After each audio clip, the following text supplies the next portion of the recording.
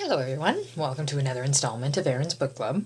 I finished this book, I think Friday, but I haven't had access to the phone to do the review until now.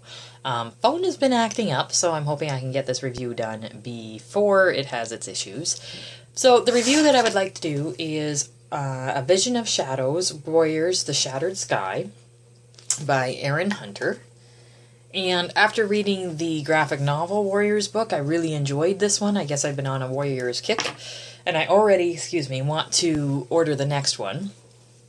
This one had a different feel to it, to the point where I actually wrote some notes in the front to go through with you guys. Because this, I think, is supposed to be like a young adult or maybe a child's book. But let me read the back of it for you.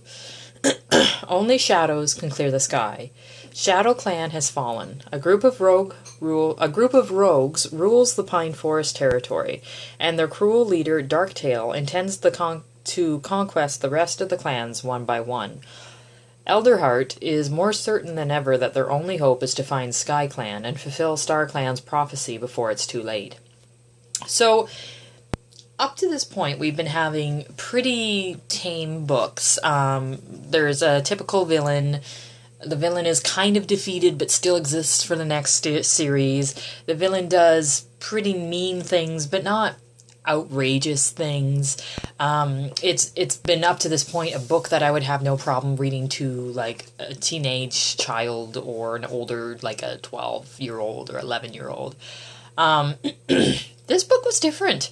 This book dealt with a lot of heavy concepts. Like,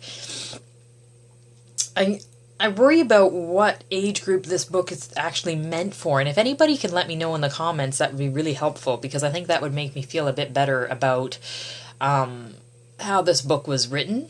Some of the deaths were pretty horrid, and the topic of torture being brought up. And again, this is not spoiler-free. There are spoilers in this review, so if you haven't read this book, please go and read it and come back. This is your warning. The deaths that was done by this Darktail fellow it reminds me a lot of like evil rulers, like Genghis Khan, that kind of thing. Like, I've now defeated you, you either join me or you're dead. And some of the torturing that they're doing, and like emotional torturing, not just physical torturing. There are physical tortures, like drowning of Needletail. The way that was written and the cruelty of that being brought up, and how the kitten had to watch that. It just awful and cruel and heartbreaking. Like, it ripped me apart to read this, and I'm an adult, so I don't know what it would do with the children that I think this is meant for. And it's funny because I remember saying in my last review that I wished that something horrible would happen to Needlepaw because I didn't like the character because she was selfish and she didn't seem to care for the kitten. In this book, it's almost like the author said, okay, well, here's how she's not selfish, and here's how she's always stuck up for the kitten, and she's just a little bit of a spitfire, and they actually do care about each other, and push comes to shove when they're really struggling and they're really suffering, they have each other's backs. And then after she shows all of that, and you think, okay, well, maybe this is a good character, then she takes Needlepaw and she says, okay, so we're going to make the kitten do something that Darktail feels is wrong, and instead of punishing the kitten, we're going to actually drown Needlepaw, and we're going to make the kitten watch. And we're going to describe how the other two are holding her underwater and how she's gasping for life, and how the kitten just barely makes it to believe that she can save her friend, but in the end he's just torturing her because he just enjoys feeling the power and having everybody else suffer from, from causing from him. A horrible thing to read, and it makes me... like, I don't know. I don't know. I don't know if I want kids to read this. And I'm sorry that I said that I wanted something horrible to happen to Needlepaw, because now I didn't want that to happen. I'm sorry I said it.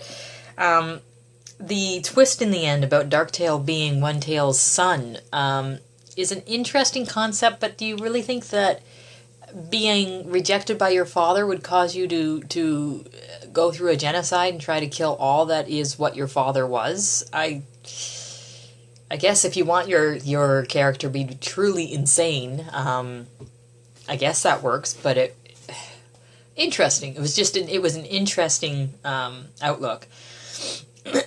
And even after everything that happens in this book, the fact that it all came back down to politics and the clan way of life, and you have to follow the clan way of life, and how the clan way of life near the end is also going to bring more conflict and trouble against the family that is now together that may have to be separated.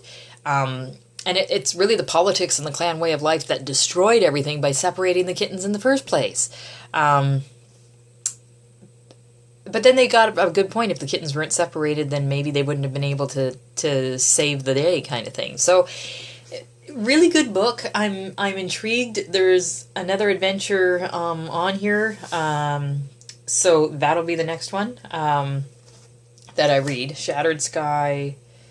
I think the next one is Darkest Night. So I'm going to order that and read it, and we'll go from there. But yeah, really interesting book. You guys actually should read this. It's more adult than I think even the author meant it to be, but it made it really enjoyable. So thanks so much, guys. I will let you know when I have another book read. Have a good weekend.